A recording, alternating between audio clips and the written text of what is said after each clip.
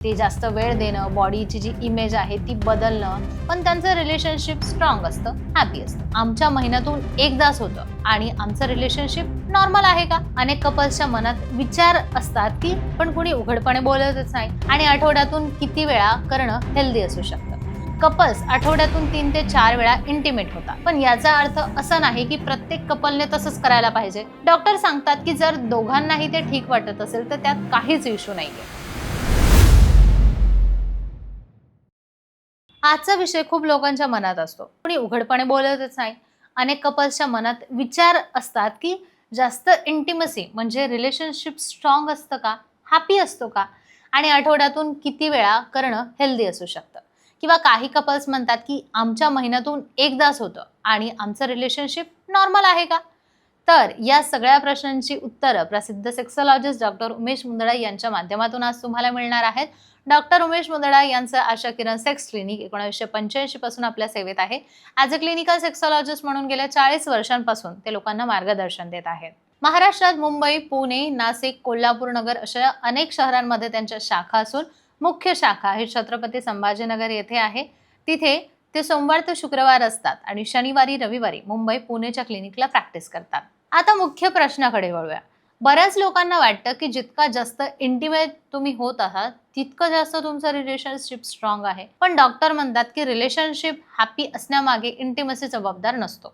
विश्वास, communication, emotion bonding असेल, एकमेकांना वेळ देणं असेल, अंडरस्टँडिंग असेल, हे फॅक्टर्स जास्त इम्पॉर्टंट असतात. एक्झाम्पल घ्यायचं झालं तर कपल्स आठवड्यातून 3 ते 4 वेळा इंटिमेट होतात, पण सतत भांडत असतात. काही कपल्स आठवड्यातून 2च वेळा, 1च वेळा इंटिमेट होतात, पण त्यांचं रिलेशनशिप स्ट्रॉंग असतं, हॅपी असतं. म्हणजेच नंबरपेक्षा कनेक्शन जास्त इम्पॉर्टंट असतो.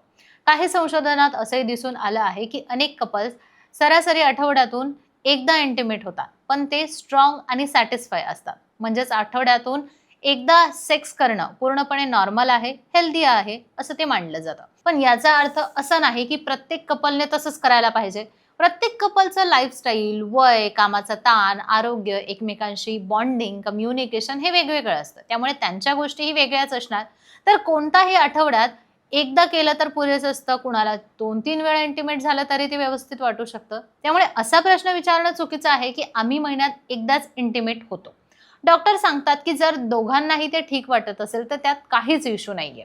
इमोशनली तुम्ही कनेक्टेड असाल तर रिलेशनशिप तुमचं व्यवस्थित असेल तर त्यात काही चुकीचं नाहीये. पण जर एकाला जास्त इच्छा आहे, दुसऱ्याला अजिबातच नाहीये, तर इथे काहीतरी इश्यूज होऊ शकतात. त्यामुळे कम्युनिकेशन हा मोठा एक प्रॉब्लेम आहे. सेक्स हा फक्त फिजिकल ॲक्टिव्हिटी नाहीये. सेक्स दरम्यान शरीरामध्ये अँटीऑक्सिडंट आणि एंड्रोफिसिस सारखे केमिकल रिलीज होतात. त्यामुळे पार्टनरमध्ये बॉन्डिंग वाढते, स्ट्रेस कमी होतो आणि क्लोजनेस वाढतो. पण लक्षात ठेवा, इंटिमसी म्हणजे फक्त इंटरकोर्स नाहीये. कधी-कधी एकमेकांना मिठीत घेणं, कपल कडल करणं, हातात हात घेऊन फिरवणं किंवा मन मोकळा गप्पा मारणं ही सुद्धा इंटिमसीच आहे. आजकाल अनेक कपलमध्ये सेक्स कमी होण्यामागे काही कॉमन कारण असं दिसून येतं, जसं की कामाचा ताण, मोबाईल आणि सोशल मीडियाचा जास्त वापर, ते जास्त वेळ देणं, बॉडीची जी इमेज आहे ती बदलणं, इन्सिक्युरिटी किंवा पार्टनरसोबत क्वालिटी टाईम कमी घालवणं. उदाहरणार्थ रात्री बेडवर झोपल्यानंतर दोघांच्या हातात मोबाईल असतो, मग ते बिझी असतात. अशा वेळी इंटिमसी नॅचरली होतच नाही. त्यामुळे कधी-कधी छोट्या सवयी बदलणं खूप गरजेचं ठरतं, जसं की रात्री थोडा वेळ मोबाईल बाजूला ठेवून एकत्र वॉकला जाणे किंवा पार्टनरसोबत क्वालिटी टाईम स्पेंड करणे. शेवटी डॉक्टर मुंदडा इतकं सांगतात की रिलेशनशिपमध्ये सेक्सची परफेक्ट फ्रिक्वेन्सी अशी कुठली ठरलेली संख्या नसते.